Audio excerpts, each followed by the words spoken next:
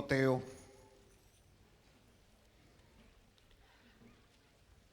Estamos en el capítulo 3.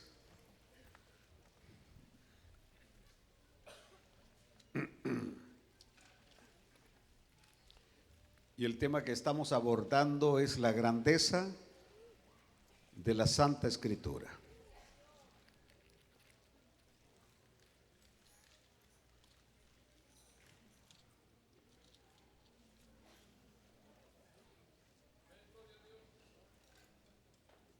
Estamos en el versículo 16 y versículo 17, pero todavía falta un mensaje más en estos dos versículos.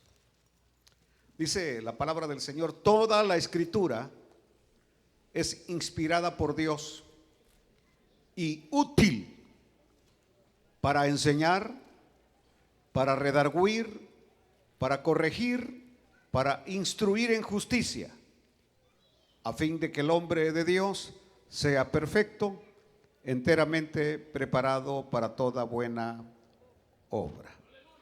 Padre nuestro, prepara nuestros corazones y quita todo estorbo, Señor, en nuestros cuerpos, dolencia, lo que sea. Que tu Espíritu Santo tome control de este lugar y que tu palabra, Señor, pueda resplandecer y bendecir las vidas en el poderoso nombre de Jesús. Y decimos todos un amén fuerte en esta noche.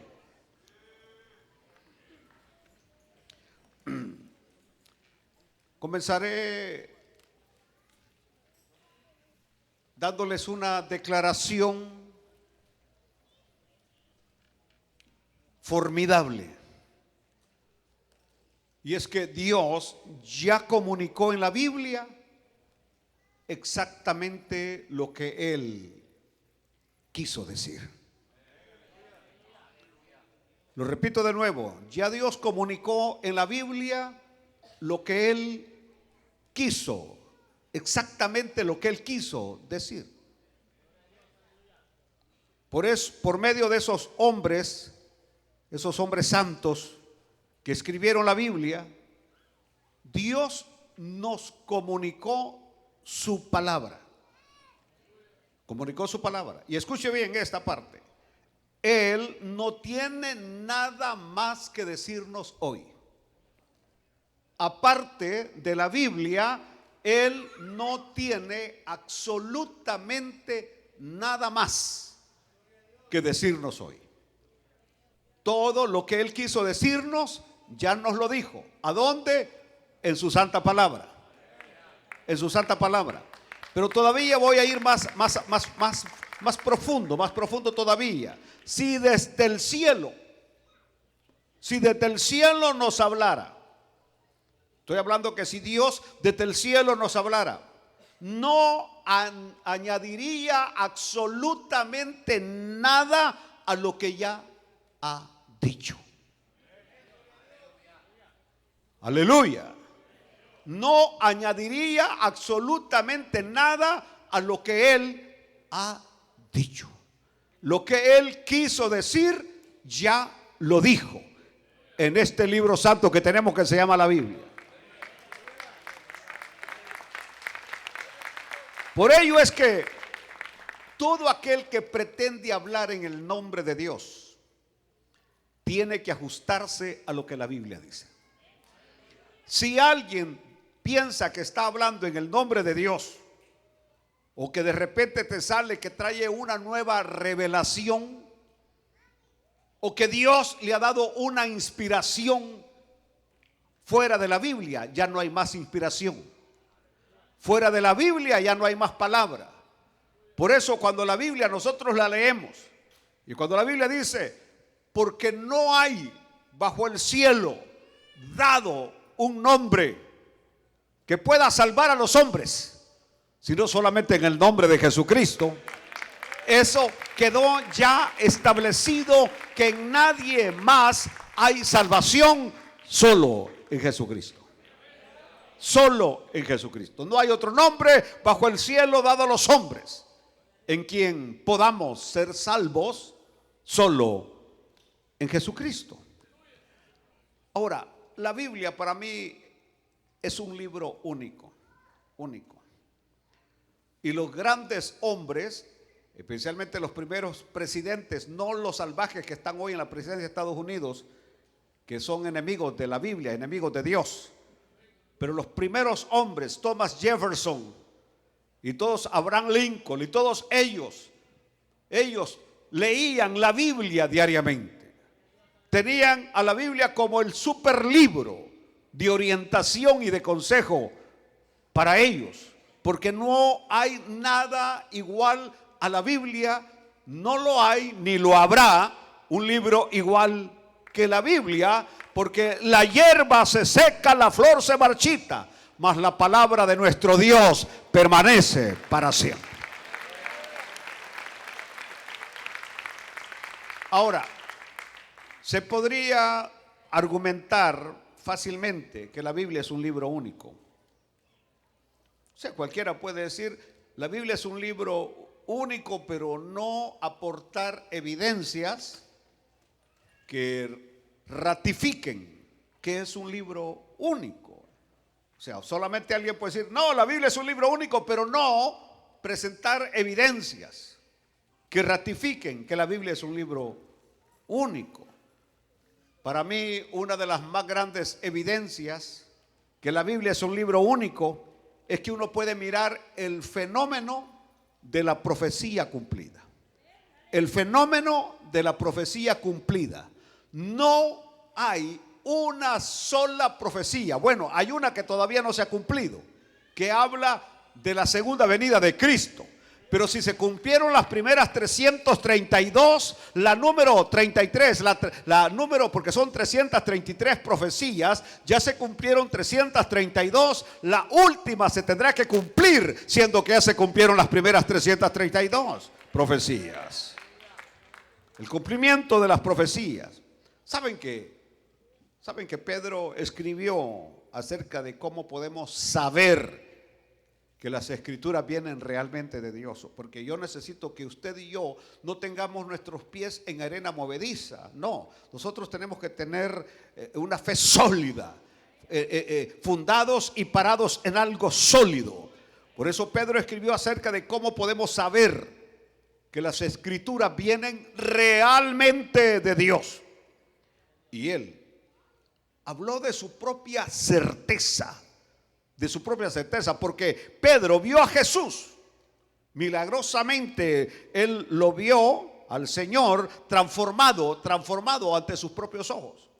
Cuando subieron al monte de la transfiguración y Jacobo y Juan los acompañaban, el Señor con su equipo de 3 apóstoles, y cuando llegó al monte, el monte de la transfiguración, nuestro Señor se transformó y vieron una luz resplandeciente tremenda. Pero lo más tremendo es que dice Pedro que oyeron una voz del cielo que decía: este es mi Hijo amado en el cual tengo complacencia.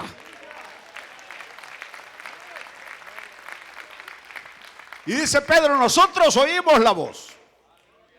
Nosotros oímos la voz. Es decir, habla de Juan y habla de Jacobo, el hermano de Juan, que oyeron la voz del cielo y vieron al Señor glorificado, resplandeciente, y vieron que vino Moisés y ¿quién más?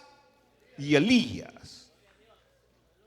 Bajaron Moisés y Elías y estuvieron con el Señor en aquel monte.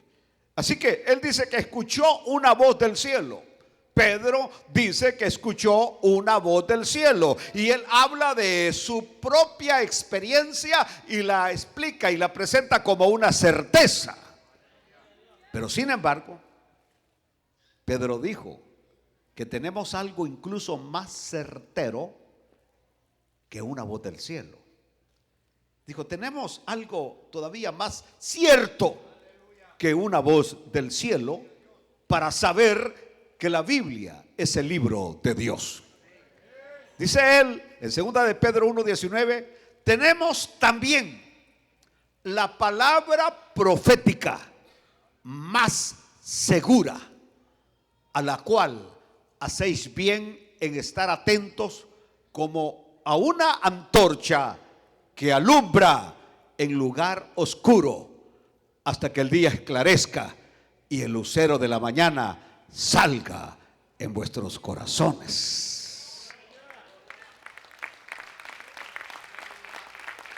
¿De qué está hablando el apóstol Pedro? Pedro está hablando de la habilidad de Dios. La habilidad de Dios para predecir con precisión. Y cuando digo con precisión es que el Señor nos dice, bueno, Jesús va a nacer más o menos por ahí, en el año más o menos por allá. No, las profecías que da la Biblia son precisas. Precisas. Por ejemplo, cuando Miqueas, allá en el capítulo 5, versículo 12, hablaba del lugar donde el Señor iba a nacer, dice de manera clara y precisa que iba a nacer en Belén de Judea. Gloria a Dios, gloria a Dios. Entonces, estamos hablando de la habilidad de Dios para predecir con precisión los eventos del futuro. Los eventos del futuro en la Biblia. Y que por supuesto es su forma de construir evidencia de esta en el texto. Cuando oímos, creo que el día de ayer o hoy, la declaración del secretario de la OEA, y que estaba hablando, y paré mis orejas cuando él dijo: pareciera que estamos entrando al tiempo de los 4 jinetes del Apocalipsis. Un político, un líder mundial, y empezó, y cuando él dijo eso, dejé de comerme los frijoles que me estaba comiendo. Dije, quiero escuchar esto.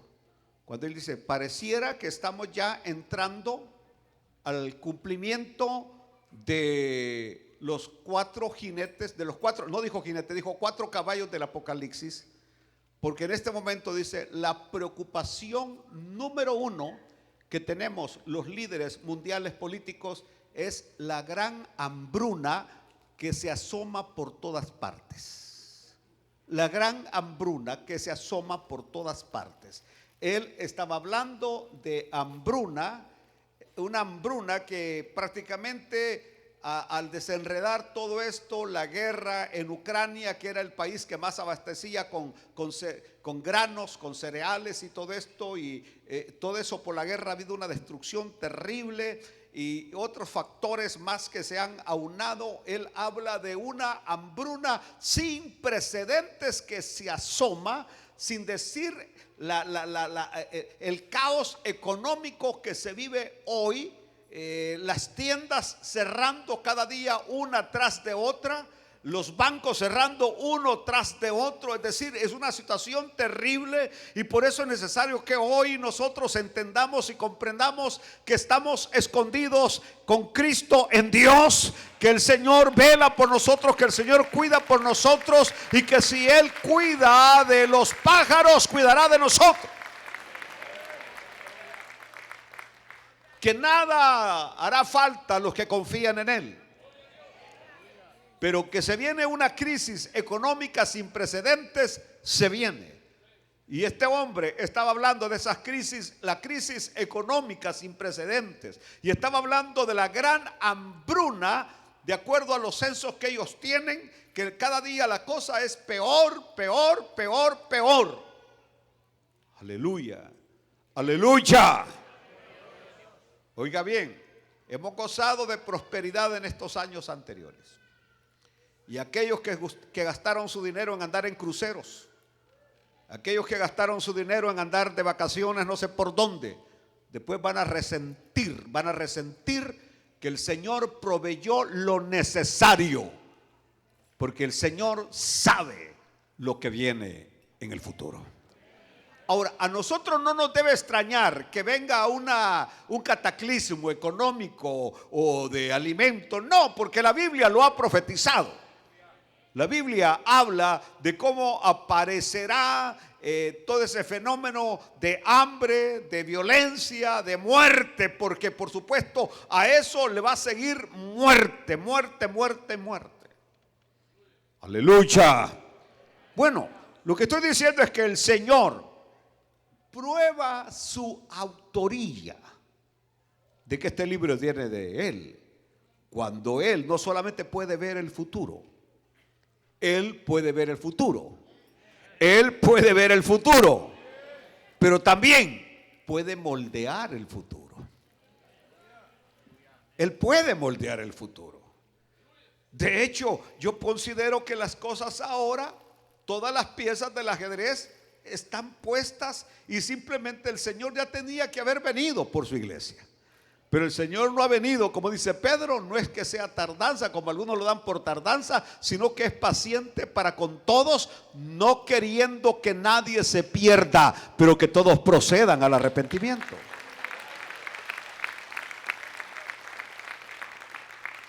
Alguien me pregunta y me dice: pastor, ¿por qué Cristo no ha venido? Simplemente porque no se ha completado el número de los salvos, de los gentiles salvos.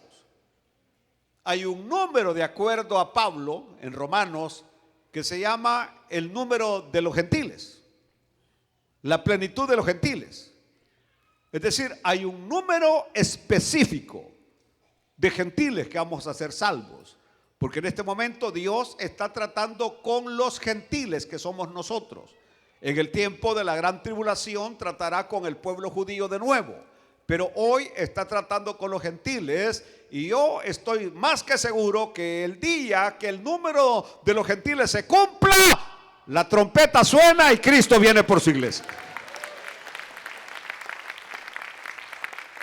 Siempre me he imaginado ese momento, los ángeles que están allá atentos en el cielo, viendo cuando alguien levanta la mano, y de repente cuando ellos saben, y de repente cuando alguien levanta la mano, como que los ángeles dicen: ¿será este ya del último que el Señor? Porque ellos ya gimen, ellos ya quieren que Cristo reine en este universo.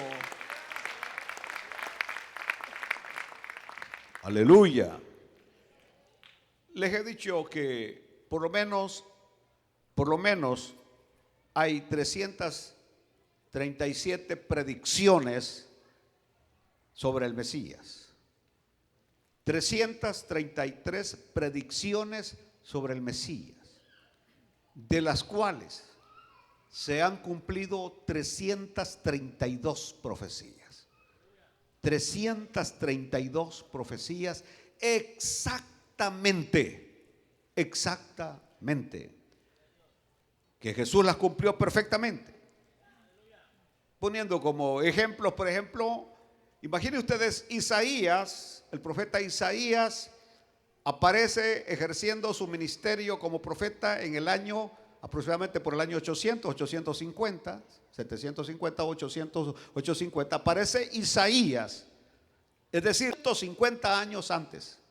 8 siglos antes que Cristo naciera, ya Isaías había dicho que iba a nacer de una virgen, que iba a nacer de una virgen, que nacería de una virgen y que sería llamado su nombre admirable, consejero, Dios fuerte, Padre eterno, príncipe de paz. Miqueas, profeta contemporáneo de Isaías, él dice que iba a nacer en Belén.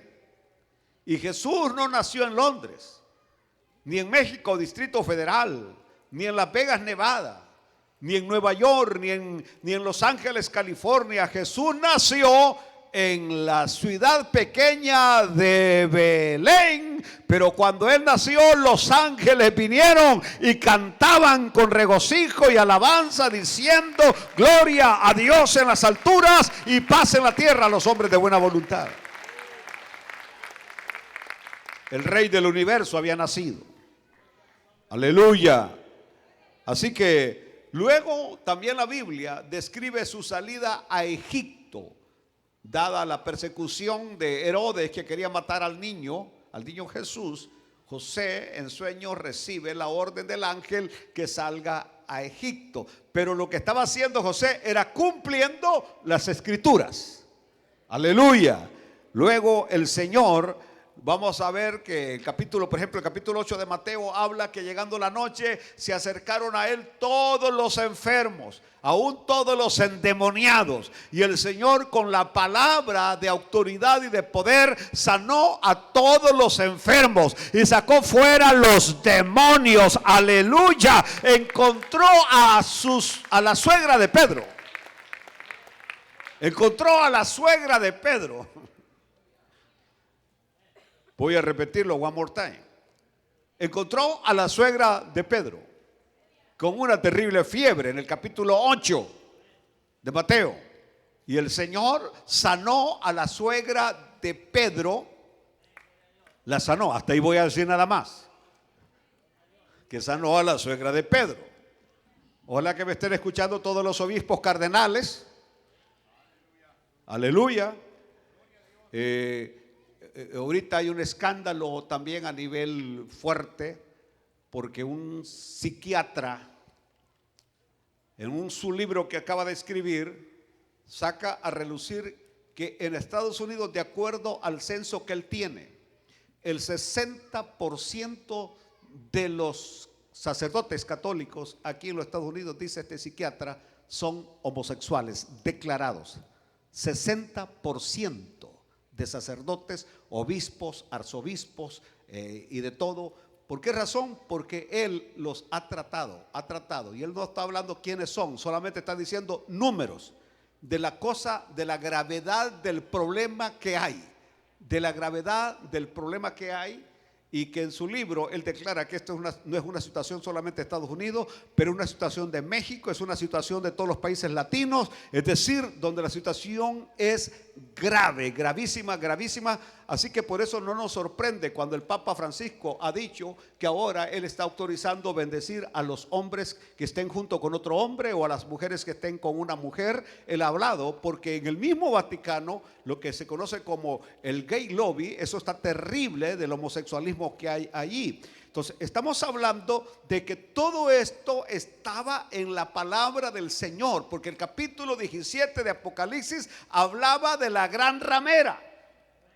La gran ramera que ha fornicado con las naciones.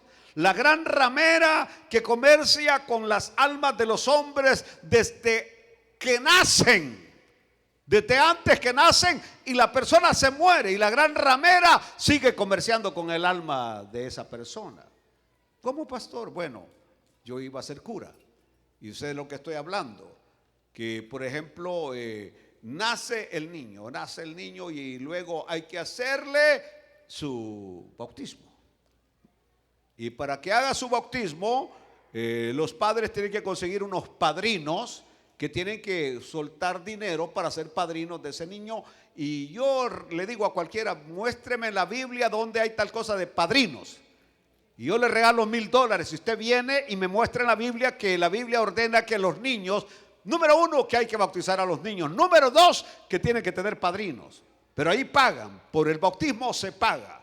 Y luego por la confirmación se paga. Y por la primera comunión se paga. Y cuando viene el matrimonio se paga. Y los que van a ser padrinos de los que se van a casar pagan. Y luego sigue la situación porque viene cuando ya se está muriendo la extrema unción, se paga. Se murió el pobre individuo, lo van a enterrar, pero si quiere que le suenen las campanas tiene que pagar, y si quiere que le hagan una misa de cuerpo presente tiene que pagar, y si quiere que el cura vaya al cementerio tiene que pagar. Ya se murió, ya se lo comieron los gusanos, pero a los 40 días se paga otra misa de 40 días, y a los 6 meses la misa de 6 meses, y al año la misa del año, al cabo de año, y luego a los 2 años la misa de 2 años, y ya no existe ni polvo de aquel individuo. Y se paga la misa de 3 años y de 5 años y de 10 años. Cada año la iglesia está chupando la sangre económica de la gente,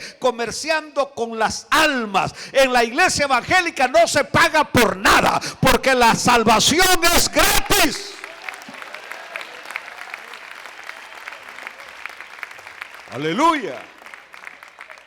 Si yo cobrara por casar, Dios mío, si he casado más de 10,000 parejas. Imagínense que le hubiera cobrado, ¿cuánto le ponemos ahí? ¿Qué nombre le pondremos? una cantidad X. O sea, hubiera hecho un dineral. Por eso, y de repente cuando me sale, lo único que hice ya de último es que por lo menos le doy el sobre con la licencia que lo envíen, porque hasta eso me hacían que pagara la estampilla para enviar la licencia. Le digo, no, ¿saben qué? Aquí se la doy y si la quieren mandar ustedes, mándenle, si no, pues no la manden, es problema de ustedes. Así están las cosas. Lo lindo es que la Biblia había hablado de todo eso. La Biblia había hablado que, por ejemplo, que nuestro Señor moriría en la cruz. Y muchas cosas más que la Biblia ha hablado. Por eso, mañana van a salir las noticias. Pero si usted lee la Biblia esta noche, se va a dar cuenta que las noticias de mañana es lo que está allá escrito en la palabra del Señor. Por eso cuando vi a Almagro hablando hoy, dije, wow, este señor conoce Biblia. Conoce Biblia, porque estaba diciendo, estamos prácticamente, dijo, a las puertas de los 4 jinetes del Apocalipsis. Aleluya. Aleluya. Segunda de Pedro, en el capítulo 1 y versículo 20. Esa cita de 1:20, de la que teníamos, ¿de dónde estaba esa cita? No la vi.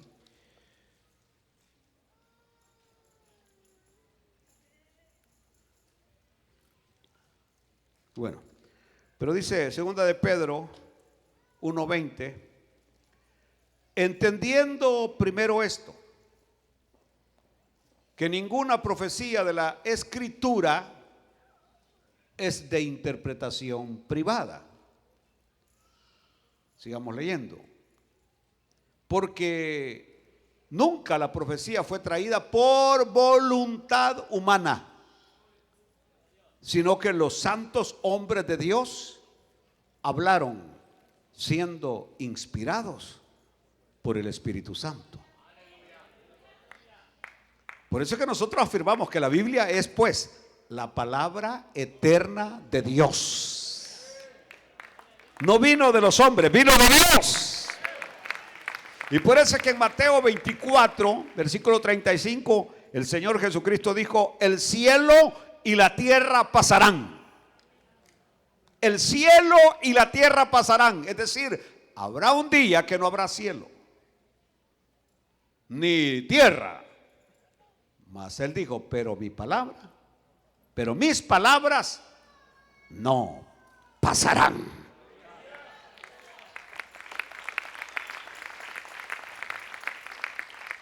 Estos 40 y algo escritores que tomaron parte en la Biblia, comenzando con Moisés. Moisés fue el primero que escribió Génesis, Éxodo, Levítico, Números y Deuteronomio, lo que se conoce como el Pentateuco, los libros de la ley, los 5 libros de la ley.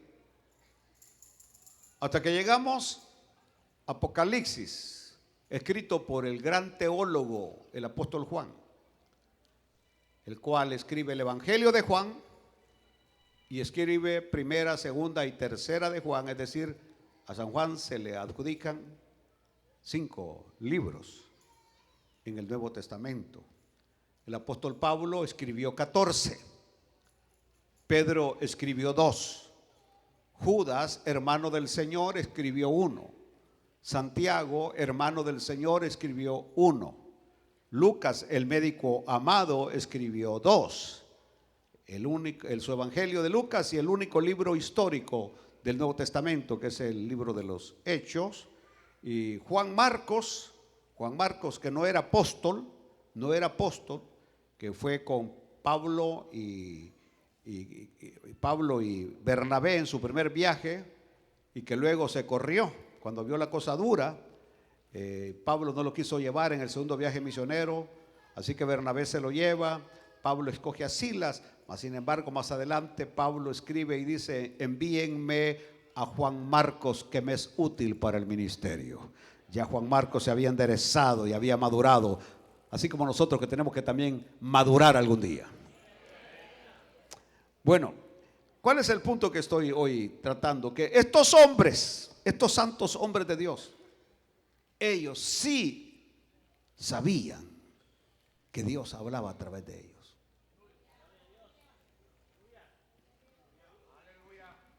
Ellos sí sabían que Dios hablaba por ellos. A mí no me extraña cuando predicadores como uno muy famoso que tiraba el saco y la gente caía al suelo. Hace poco pidió perdón públicamente.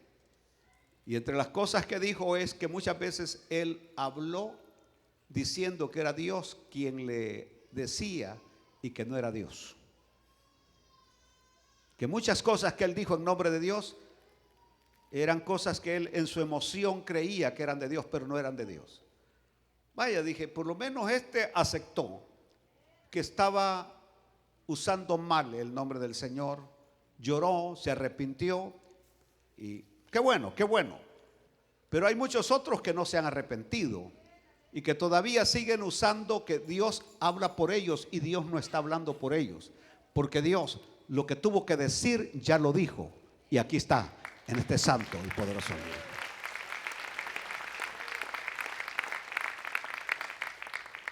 Pero estos santos hombres de Dios sabían que Dios hablaba.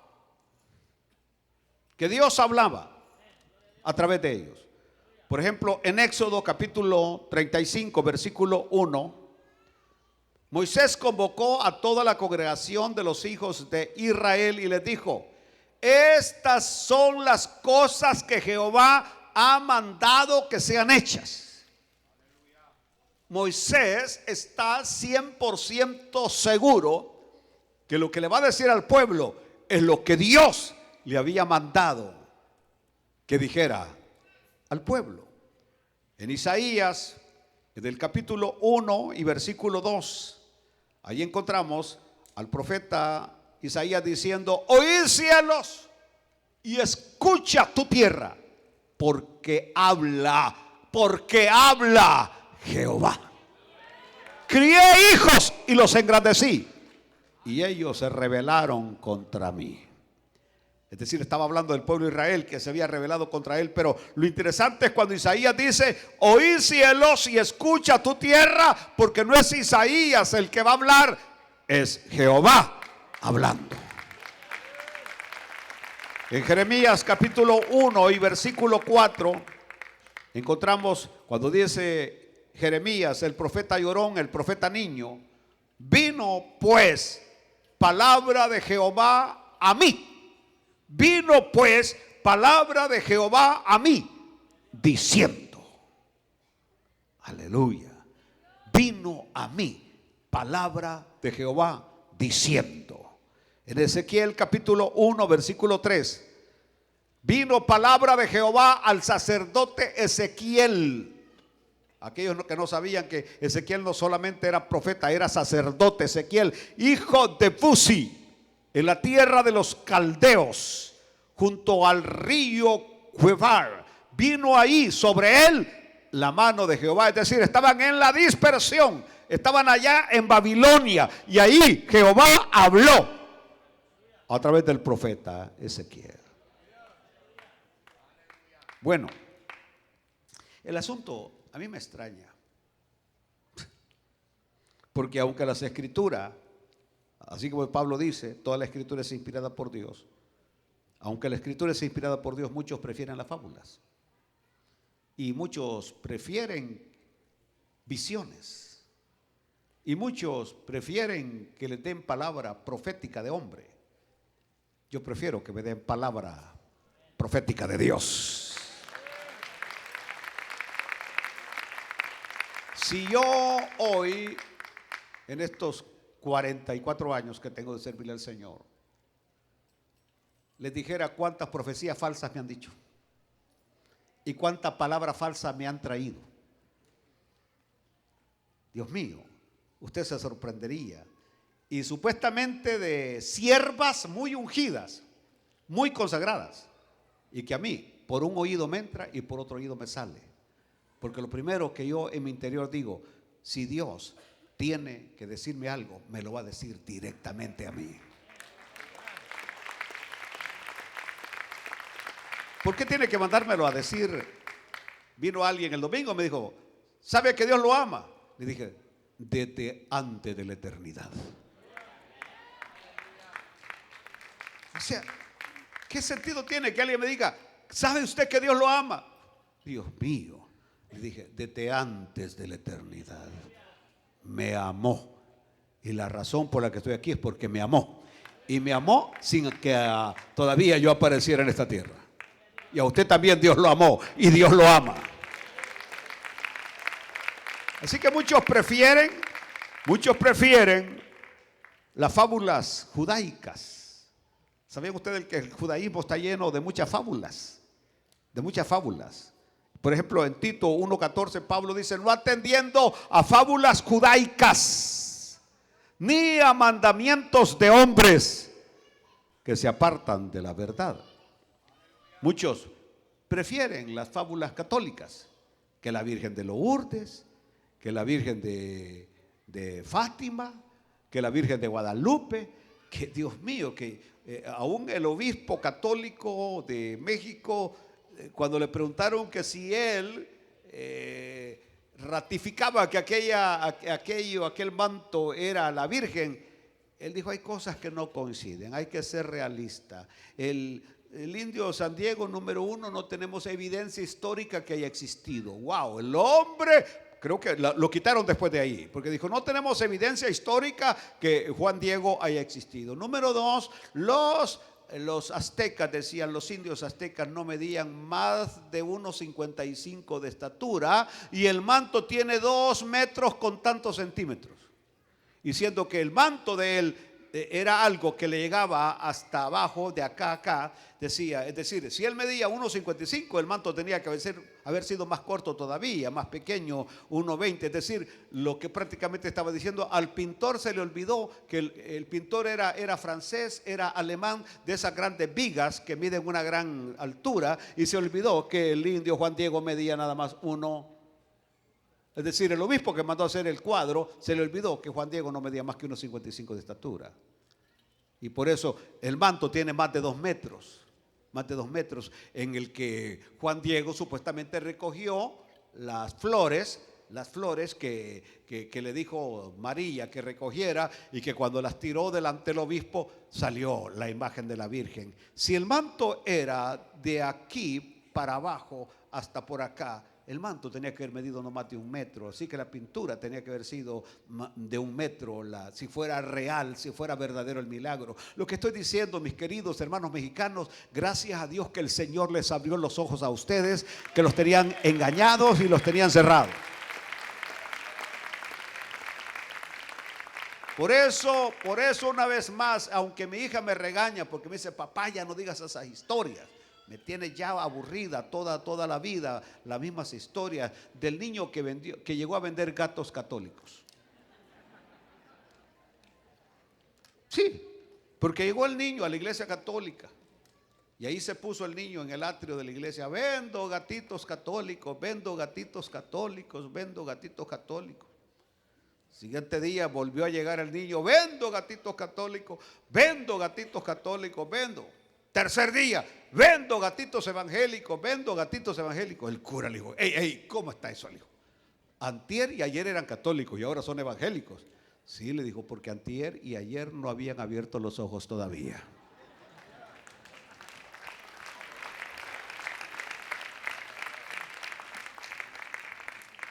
Otros prefieren las fábulas mormonas.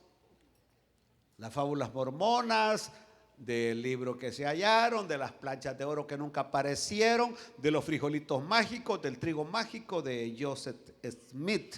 Fábulas de los mormones. Otros prefieren las fábulas de los testigos de Jehová, de los testigos. Y otros prefieren las fábulas carismáticas, de supuestas sanidades. Es decir, prefieren fábulas que oír la verdadera palabra de Dios.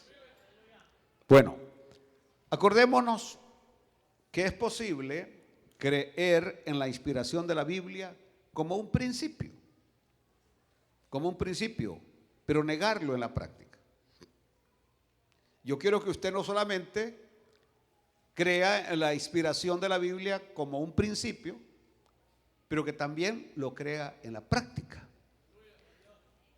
Porque, por ejemplo, esto lo hacemos Cuando yo lo niego en la práctica, cuando negamos la inspiración en la práctica, esto lo hacemos cuando nosotros tratamos de imponer nuestro propio significado en el texto, en lugar de dejar que Dios hable. Nunca usted vaya a la Biblia y dice, bueno, yo pienso que esto dice. No, ¿qué es lo que tú dices? No es lo que yo pienso que dice, sino lo que dice.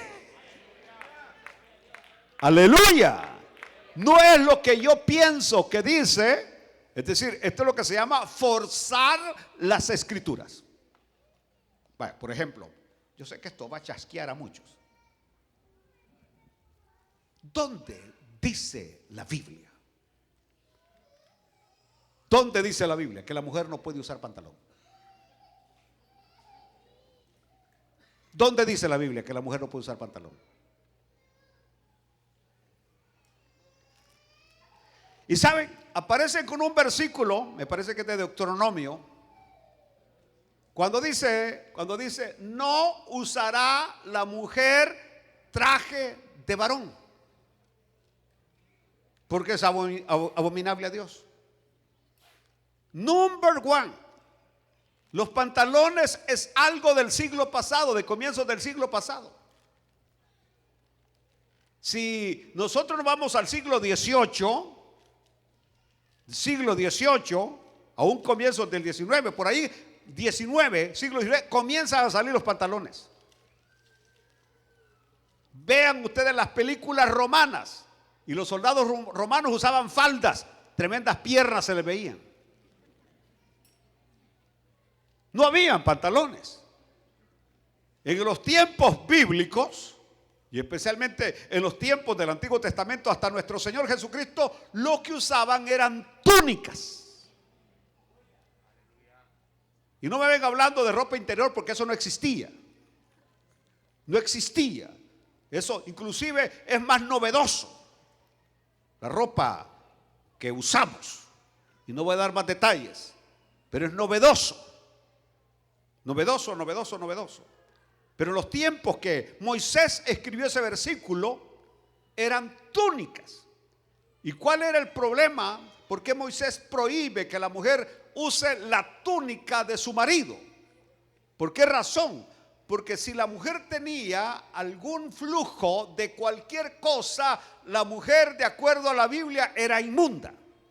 Y todo lo que tocaba era inmundo. Y su ropa era inmunda. Entonces, si el hombre venía ella y usaba la túnica del hombre, la iba a poner inmunda. Entonces este hombre no podía entrar al tabernáculo, porque si la mujer tenía flujo no podía entrar al tabernáculo a adorar a Dios. Y entonces si usaba la túnica del hombre, como que decía, ¿sabes qué? La mía la tengo, mi túnica, porque los hombres en aquel tiempo no tenían ni 2 ni 3 túnicas, tenían una nada más. ¿Sabes qué? Mientras lavo mi túnica me voy a poner la tuya, ¿verdad? No, porque la iba a hacer inmunda. Entonces este hombre no podía entrar a adorar a Dios al tabernáculo que había en el desierto. Esa es la razón por la cual Moisés prohibió que la mujer usara el traje del hombre. En ninguna parte de la Biblia abran los sesos. Dice que eran pantalones. Prácticamente, al aplicar el principio hoy, sería: ninguna mujer debería ponerse los pantalones de su marido, aunque unas las andan puestos y aunque vistan vestidos.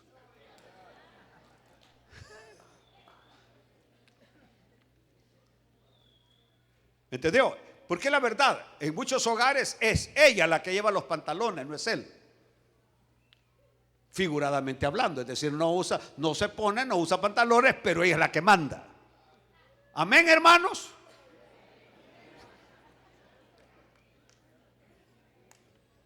Aleluya, aleluya. Entonces alguien me dijo, sí, pero el asunto está que los pantalones marcan el cuerpo de la mujer. Yo he visto a unas con faldas. Madre mía de dolores, por esta ánima rogar que Dios los saque de penas y los lleve a descansar. Y el otro aspecto es que dentro de una madurez espiritual, uno sabe lo que hay en el cuerpo, bajo de los vestidos o los pantalones de una mujer, y la mujer sabe. Así que tenemos que entrar en una etapa de inocencia y por supuesto, la Biblia nos habla de modestia y la Biblia nos habla de honestidad, porque la Biblia habla de modestia y honestidad. Aleluya, porque tenemos que vivir y caminar como los santos de Dios que somos. Pero mi argumento es que no es eso lo que la Biblia está diciendo. A eso quería llegar. Simplemente usted lo está interpretando a su manera. Está forzando a las escrituras que digan lo que usted quiere que diga. Y no es eso lo que la Biblia está diciendo. Aleluya. Aleluya. Aleluya. Ay, Dios mío, no, mejor no.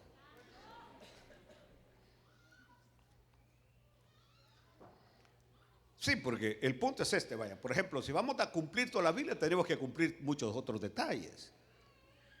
Por ejemplo, cuando la Biblia dice que la mujer no puede tocarse ni una punta de los pelos de su cabello. Porque a la mujer en vez de velo le he dado cabello. Así dice la Biblia. Y entonces la mujer, si usted anda con unos grandes vestidos hasta acá y anda el pelo recortado, de nada sirve. Estamos igual. Simplemente olvidamos que estamos en el tiempo de la gracia de Dios. Y que el Señor nos ha salvado no por lo que somos ni por lo que hacemos, sino por el gran e inmenso amor que Él nos tiene.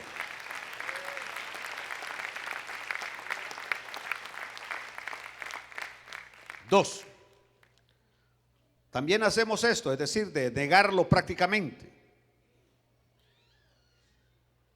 Cuando nosotros ponemos más de nosotros en el mensaje que lo que Dios dice. Que lo que Dios dice. Yo prefiero decir lo que la Biblia dice. Esto es lo que la Biblia dice y punto. Esto es lo que la Biblia dice. Y luego lo único que hay que hacer es aplicar lo que la Biblia dice. Aplicarlo. Porque la Biblia no es un libro histórico. La Biblia es un libro actual. Para nosotros hoy, en el siglo que vivimos, que no sé cuál es, pero es para nosotros hoy. Aleluya. Número 3, también lo hacemos al interesarnos más en nuestras propias opiniones. Escuche bien, a mí cuando alguien me dice yo opino, usted puede opinar, pero a mí no me interesa lo que usted opine en cuestión de la Biblia. Me importa lo que la Biblia dice, no lo que usted opina. Ojalá lo hayan entendido, porque muchos quieren opinar de la Biblia. Aleluya, muchos opinan, pero no es lo que usted opine, sino lo que la Biblia dice. Yo empecé a leer la Biblia desde los 11 años y estuve en un seminario católico estudiando filosofía y teología. Y he leído la Biblia cantidad de veces y he leído miles de libros relacionados con la Biblia. Y yo no me considero un experto en Biblia. Por eso no entiendo cómo alguien apenas acaba de aceptar a Cristo y ya se siente que es doctor en teología, que sabe, que cree que sabe todos los misterios. Por favor, aprendamos a ser humildes para que Dios nos pueda revelar más de su palabra. Aleluya. Bueno, también lo hacemos cuando somos mediocres en el estudio de la palabra y en la exposición de la palabra. No podemos ser mediocres. Tenemos que profundizar en la Biblia. Cuando usted lea un versículo de la Biblia, búsquelo en todas las versiones habidas y por haber. Profundice, profundice. No sea mediocre, no se quede arriba. Aleluya. Alabado sea Dios. Gaste tiempo, entréguese. Y cuando venga a dar la palabra, deje el alma en el púlpito. Como que si esta fuera la última vez que usted va a tener la oportunidad de predicar la palabra. Aleluya. Bueno, aleluya. La falsa doctrina no puede prevalecer por mucho tiempo donde las sagradas escrituras son leídas y estudiadas. Aleluya. Hay una pared donde las falsas doctrinas rebotan, donde se estudia y se lee la palabra del Señor. Alaben al Señor por eso, porque estamos en una iglesia que amamos la palabra.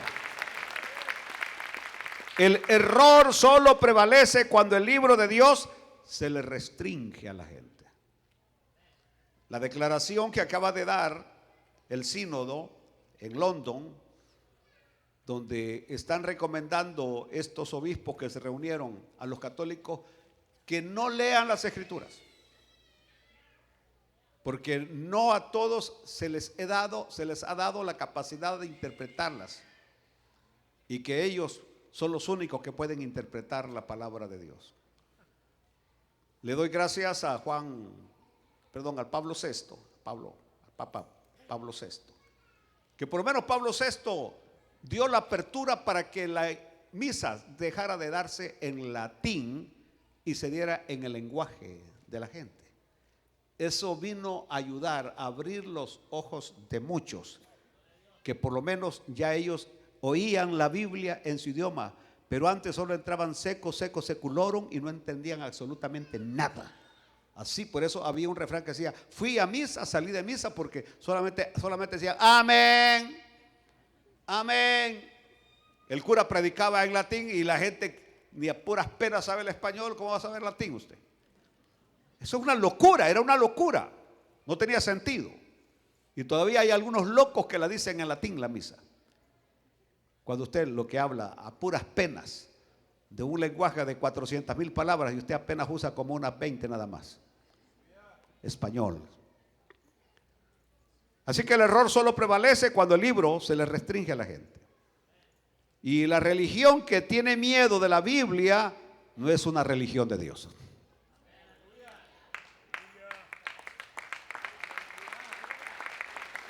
Yo creo que toda la escritura es inspirada por Dios.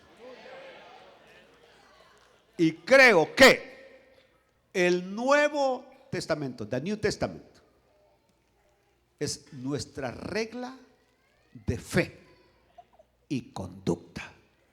Así que no me ande sacando cosas de fe y conducta del Antiguo Testamento, porque nosotros nos regimos por el Nuevo Testamento, las enseñanzas de nuestro Señor Jesucristo y el gran apóstol Pablo, que fue el que dio la doctrina. Nosotros, el Antiguo Testamento fue dado para los judíos, y aunque aquí tenemos la estrella de David, nosotros no somos judíos. Amamos al pueblo judío, oramos por el pueblo judío, pero nosotros somos gentiles salvados por la gracia de Dios. Termino. No hay new revelation. No hay nueva revelación. Deje de andar diciendo que Dios me reveló, No hay nueva revelación. Lo que Dios tuvo que decirnos, ya nos lo dijo. Póngase de pie, por favor, en esta noche. Padre, te damos gracias por hablar a nuestras vidas, por instruirnos y enseñarnos. Tema que hablaremos el próximo viernes, que la palabra es para instruir, para corregir, para instruir, para enseñar, para redarguir, a fin de que lleguemos a ese nivel que tú quieres que lleguemos, Señor, a la altura que tú quieres que lleguemos, Padre. Que tu palabra haya llegado a muchos corazones y que haya servido para instruirlos. Lo pido en el nombre de Jesucristo. Amén.